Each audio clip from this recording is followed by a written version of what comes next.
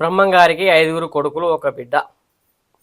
బ్రహ్మంగారి పెద్ద కొడుకు పోతులరయ్య, రెండవ కొడుకు గోవిందయ్య, ఓంకారయ్య, శివరామయ్య, సిద్ధిలింగ, లాస్టు వీరనారమ్మ.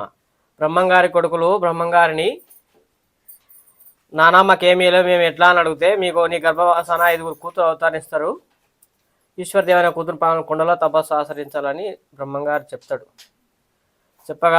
చెప్పిన కొన్ని సంవత్సరాలకు బ్రహ్మంగారు సమాధి అవుతుండే ఇక్కడ వీళ్ళు 5 కూతురు గోవిందాచారికి 5 కూతురు అవతరించగా ఇక్కడ 12 ఏళ్ళ వయసులో 14 ఏళ్ళు ఈశ్వరమ్మ వచ్చి ఇక్కడ తపస్సు చేస్తుంది. తపస్సు చేస్తుంటే ఈ కొండకు ఒక ఊరైన చెట్టిగారు చాటకొండ చెంగయ్య అని ఆవులు మేపుకుంటా ప్రతిరోజు వెళ్ళేవాడు. అమ్మవారు ఇక్కడ తపస్సు చేస్తుంటే ఆ స్వామికి ఈ గుహలో నుండి బయటకి సుగంధమైన వాసన వెలుగు బయటకు వస్తుంటే ఆయన ఏందో మహిమ అని చెప్పి గుహెంట స్వామి లోనికి వచ్చాడు. వచ్చగా అమ్మవారు అంత దూరాన్ని ఉన్న స్వామిని చూసి ఆయన పేరు పెట్టి ఎక్కడ వచ్చావు చెంగయ్య అని చెప్పి ఆ స్వామిని పిలిచగా ఇక్కడ ఈశ్వరమ్మ ఉన్నట్టుందని చెప్పి ఆ స్వామి మనసులో అనుకొని, అమ్మ నేను సుగంధమైన వాసన వెలుగు వస్తుంటే లోనికి వచ్చానని ఆ స్వామి చెప్పాడు. చెప్పగా కాస్త ప్రసాదం ఇచ్చింది అమ్మవారు, తీర్థం పెట్టింది. తీర్థం ఇచ్చి అమ్మవారు చెప్పేది, ఇక్కడ నేను ఉన్న విషయం ఎవరికి చెప్పకూడదు, ఎవరికైనా చెప్తే శిరస్సులు చేస్తే ఎవరికి చెప్పొద్దు అని చెప్పి శాస్త్రాన్ని నమస్కరించుకోమన్నది. సరేనమ్మా అని చెప్పి ఆ స్వామి నమస్కరించుకొని ఊరు వెళ్ళిపోయాడు. అట్లా ఊళ్ళో ఎవరికి చెప్పలేడు ఇక ఆ విషయం, అమ్మవారు దర్శనమిచ్చిన విషయం ఎవరికి చెప్పకుండా ఆయన అట్లనే ఉన్నవాడు, జీవించేవాడు.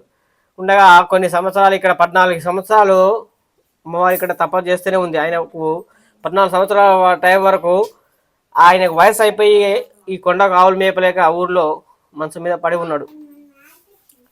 మంచం మీద పడిపోయి ఉండి, పలానా కొండలో నాకు అమ్మవారు దర్శనం ఇచ్చింది, నేను చనిపోతానేమో, వయసు అయిపోయింది, నేను చనిపోతానేమో, మంచం మీద పడాను అని చెప్పి ఆ స్వామి ఊళ్ళో వారికి చెప్పి ఆయన చనిపోగా ఊరు వాళ్ళ ఈ గుహను అమ్మవారిని చూసి అక్కడ మఠం తీసుకొని అమ్మవారిని వేడుకొని వెళ్ళగా ఈశ్వరదేవి గుడిలో 100 సంవత్సరాలకు అక్కడ అమ్మవారు మహిమ చూపిస్తూ 100 సంవత్సరాల వయసు వరకు అక్కడ మహిమ చూపిస్తూ ఈశ్వరదేవి గుడిలో సమాధి అమ్మవారు.